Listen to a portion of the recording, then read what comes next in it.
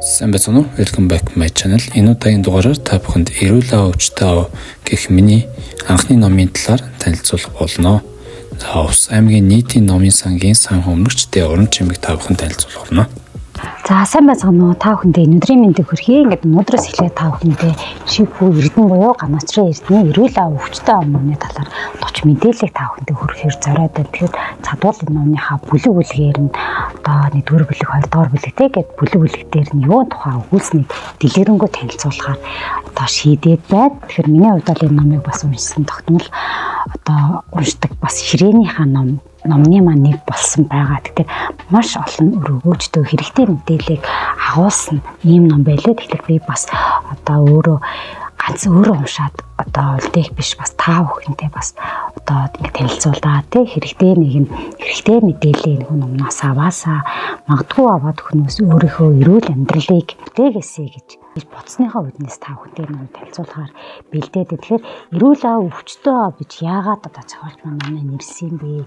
Ерөнхийдөө за эрүүл мэндийн асуудал гэдэг бол одоо ямар ч улсын ямар ч хүний нэн тэргүүний асуудал болоод байгаа. Тэгэхээр даан ялангуяа эрчүүдийн эрүүл мэндийн асуудал бол нэлээд тулгамдж байгаа асуудал болж байгаа. Тэгэхээр одоо насан туршсан эрчүүдийн маань 50 ба түүнээс дээш хувь нь одоо чихрийн шижинтэй, тархатал, зүрх судасны өвчин, гих зэрэг одоо өвчний одоо өвчтөө болоод байгаа тухай судалгааг бас энэ ном дээр одоо тусгасан байгаа. Тэгэхээр ялангуяа эрчүүд маань ер нь яагаад гэж юм бэ гэхээр амьдралын одоо буруу хэв маяг буюу одоо арх тарс тамхины хэрэглээ тий. За тэгээд буруу хооллолт, чанаргүй нойр гих зэрэг бол эргээд бид бүхнийг өвчлүүлэх тэр шалтгаан болоод байна. Тэгэхээр хүн ер нь ямарваа нэгэн байдлаар одоо биеийн өвдлөө гэхэд одоо эрүүл мэндээрээ болон давхар санхүүгээрээ хорчдөг. Тэгэхээр дан ганц та биш тийм ээ гэр бүл эрхэн тойрны чинь хүмүүс бас тэр санхүүгээрээ бас хохироод байж идэг. Тэгэхээр хүн баг дээр нь би одоо өвчнөө эдгэх баг дээрээ өөрөөрт анхаарч байх ёстой байна. Энэний шалтгаан маань юу вэ гэдэг тухай ерөнхийдөө энэ номдор өгүүлж байгаа. Тэгэхээр зохиолч маань энэхүү номыг бичихдээ өөрийнхөө аав болон найзынхаа аав дээр жишээ авч бас бичсэн. Тэгэхээр энэ жишээн дээр бас тулгуурлаа маш олон одоо судалгаа, материал уншиж нэг Японоос амьдарч байгаа хугацаанд 100 гаруй материал, 100 гаруй ном уншаа, судлаад тэгээд тэр судалгааны үндсэн дээр нэг ном бичсэн гэж байгаа байхгүй. Тэгэхээр ерөнхийдөө бол одоо хоёр аавын машин чинь юу байсан бэ гэхээр хоёулаа 40 гаруй наснда одоо чихрийн шижин гэдэг өвчтөө юм байна гэдгийг мэдсэн. Гэтэл нэг аав маань өөрийгөө өвчтөө за би ийм өвчтөө гэдгийг мэдээд за дан ганц хамгаахт найдах биш тийм ээ. Одоо давхар өөрөө эрүүл зөв хооллол за чанартаа нойр дасгал хөдөлгөөн гих зэргээр давхар судалгаа хийж давхар өөрөөрт анхаарч усан бол нөгөө аав маань за байдаг л нэг юу гэл магадгүй тий орхисон тийм одоо тохиолдлоор за хоёр аавын жишээндээ тулгуурч хийсэн. Тэр хоёр аав маань хоёулаа одоо 40 гаруй наснда өвчтөй болсон боловч нэг аав маань тэргээ судалж шинжилж явсны үндсэндээ одоо хүртэл одоо 70 нас хүртэл одоо чихрийн шижин гэдэг юм өвчтөйгөө одоо тэмцээд амьдарч байгаа. Гэтэл нөгөө аав маань 50 наснда одоо таалал төгссөн ийм одоо жишээн дээр одоо зохиолч маань одоо тулгуурлаж ерөнхийдөө бичсэн юм байна. Тэгвэл ерөнхийдөө бол эрүүл амьдрал гэж юу юм бэ? Эрүүл амьдралын хэв маяг гэж юу юм бэ гэдэг талаар мэдээлэл бол гарч байгаа. Тэгэхээр одоо эрүүл амьдралын үндсэн 3 хүчин зүйл байт юм байна. Үндсэн 3 хүчин зүйл. За тэр нь юу юм бэ гэхээр хоол, дасгал, нойр 3 байт юм байна. Энэ 3 чинь эрүүл амьдралын үндсэн 3 гол хүчин зүйл юм байна шүү. Тэгвэл эдгээр 3 зүйлийг хүн одоо төлөвшөөдөд сэтгэл зүй болоод дадал зуршлын хүч хэрэгтэй юм байна гэдэг талаар бас өгүүлж байгаа. Тэгэхээр эргээд нөө эрүүл аав өвчтөй аав дээр ингээд эрүүл аав өвчтөй аав хоёр маань яагаад бүү чихрийн шижин гэдэг юм тийм өвчтөй болчихвоо гэхлээр нөө эрүүл хооллол тийм аврааны мэдлэггүйгээс болоод магадгүй одоо энэ өвчин хүндрэх юм шалтгаан болсон үсэн тийм ээ. Хөвшмөл сэтгэлгээ, өсөн дэвчих сэтгэлгээ гэсэн хоёр сэтгэлгээ бас гарч иж байгаа байхгүй юу?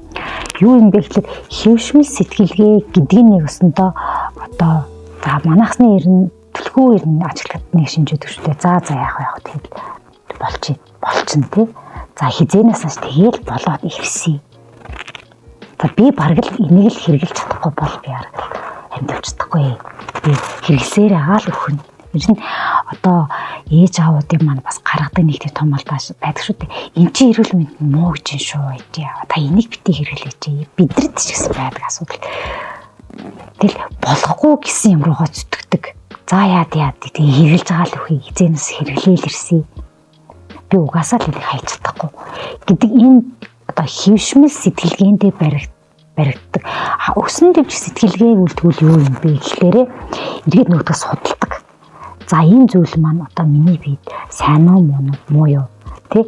За энэ одоо бидний хэрэглээд байгаа өнөөдөр хэрэглээд байгаа энэ зүйл маань яг ямар үр ашигтай байна. Магадгүй тэр хэрэглэж байгаа бүтээгдэхүүнээ илүү ингэ наривчлан судалдаггүйгээсээ болоод үүснэ юм одоо зүйлийн талаар бол ерөнхийдөө бол тусгасан байгаа. За тэгвэл энээсээ эхэлцүүлээд нэг хөгжил цэцгэлэлтийн өвчин гэдэг бас нэршил бас гарч иж байна л да. Тэгэхээр хөгжил цэцгэлэлтийн өвчин гэж юу хэлээд байна? Ялангуяа сүүлийн үед бол маш ихтэй байгаа тархалт, чихрийн шидэн, зүрх судасны өвчин, дэлгэцийн одоо хэд одоо хамаарал гэдэг зүйл нь бас болчиход байна шүү дээ. Тэгэхээр одоо чанаргүй ноёр буюу ноёргүйдлээс үүдэлтэй маш олон төрлийн өвчлүүд бас ингээд одоо ганц манай Монгол улсад гэлтгүү дэлхийн хэмжээнд бас асуудал болоод байна. Тэгэхээр хүмүүс нэг одоо энэ тал дээрээ ирэх яаж анхаарах вэ? Тэгвэл хөгжил цэцгэлэлтийн өвчин буюу тархал. За тархалтаас үүдэлтэй өрөвсөл, сэтгэл готрол, чихрийн шижин, зүрх судасны өвчин, хавдар гэх тэр одоо ийм өвчлөлт өвчин хөгжил цэцгэлэлтийн өвчин болчиход байна. Энээс бидний хэрхэн яаж хамгаалах вэ? Магадгүй дээр үед буюу одоо тэр ан агнаад явж байсан тэр үетэй харьцуулахад одоо үеийн хүмүүсийн одоо өвчлөл, одоо хүмүүсийн биедээ хандах тэр байдал ямар болчиход байгаа юм бэ гэдгийг бас асуудал болгож тавьсан байгаа. За мөн өрөвсөл гэж ярих гэж байна. Өрөвсөл гэж маань юу юм бэ? За өрөвсөл яагаад үүсээд байд юм бэ? Өрөвсөл гэж юу юм бэ? Тэгэхээр одоо өрөвсөл гэдэг маань тодорхой хэмжээгээд би хүний биеэр нь гинт одоо хүн ер нь одоо бид шас яадаг шүү дээ өвчин хийлж ирдэггүй хийс ирдэггүй гэж ярьдаг шүү дээ. Тэгэхээр өвчин гэдэг нь маань гинтл нэг өдөр би өвчтэй болцдог юм байна. Багаар одоо амьдралын магадгүй буруу хөвшил тийм буруу хөвшил гэдэг зүйл маань багаар хоримтлцгсараа тэр чинь өвчин болт юм байна. Тэрний жижиг өрөвсөл чинь бид нар анзаарахгүй орхисоор байгаа тэр өрөвсөл чинь маш том өвчний тэр шалтгаан болоод байна.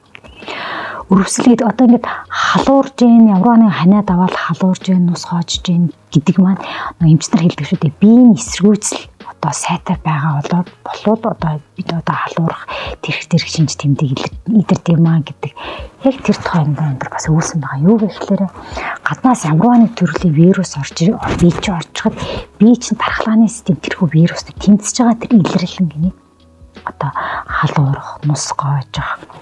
Одоо хүмүүс чинь нэг ялангуяа одоо дулааны удирдлагад харслыг хийдэг шүү дээ. Тэгэхээр одоо харсл хөдөлж ингээл одоо нулимсан гоож байгаа л тий. Тэр шинж тэмдэг маань юу юм бэ гэхээр тэр гаднаас орж иж байгаа тэр вирустай дотор энэ одоо бие эрхний тархалгааны систем тэмцэж байгаа тэр хэлбэр нь л тий.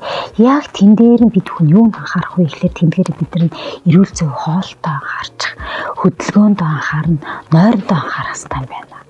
Тэгэхээр өрөвсөл гэж юу юм тухай нэг талбар бас энэ хүн зохиолч манаас энэ дээр бас нэлээд судалгаа одоо шинжилгээ хийсний үндсэн дээр одоо энэ хүн бас бичсэн байгаа нэлээд судалгааны материал байгаа. Тэгвэл өрөвсөл үүсээд байгаа тэр шалтгаан юу байгаа юм бэ? Тэргээ эрт үе одоо үе гэт хайцаж утсан байгаа. Гэхдээ магадгүй яг ботход ингээд дээр үед одоо бид нар одоо мэдээж дасгал хөдөлгөөнтэй одоо хүмүүс маань дасгал хөдөлгөөнтэй байсан сүүл бүтээгдэхүүн хэрэглэдэг байсан.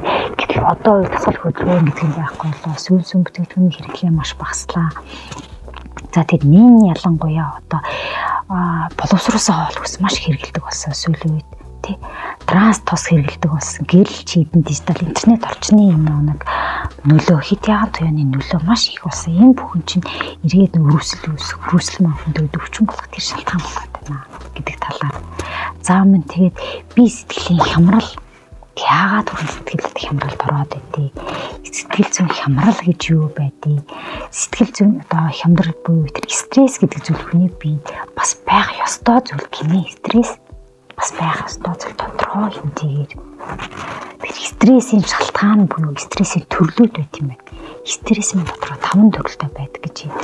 Физиологийн стресс, биологийн стресс, химийн гаралтай стресс, сэтгэл зүйн стресс, нийгмийн стресс гэдэг 5 төрөлтэй байдаг.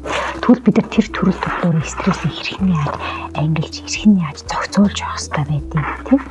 Нэг талын мэдээллийг бас энэ номдод тусгасан байгаа. Магадгүй та стресстэй хит бохимддог тийм төрөлтэй бас аваад уншаад үзэхэд бас гэмгүй. За мөн нөгөө нэг бас хөгжил цэцгэлтийн өвчний нэг төрөл болоод сүүлийн үед маш их одоо ихтэйд байгаа чихрийн шижин өвчний талаар. Тэгээ чихрийн шижин өвчин гэж юу юм бэ? Чихрийн шижин өвчин яагаад үүсээд байдгийг тий юун дээр бид анхаарах хэрэгтэй. Тэр чихрийн шижин манад ерөнхийдөө бол ихэвчлэн одоо яг чихрийн шижин өвчний хэв шинж нэгдүгээр хэв шинж нь ихэвчлэн залуучуудад илэрдэг гинэ. Энэ нь одоо нойр булчирхайн гэмтлээс шалтгаалдаг. Нойр булчирхай өвдөж ингээл бид нар явааддаг нойр булчирхайн гэмтлээс шалтгаалаад чихрийн шижин өвчин тусдсан юм байна. Тэгвэл чихрийн шижин өвчин тусахад хит ам хит их цангах тийм ээ. Эсвэл хит их шингээ муух.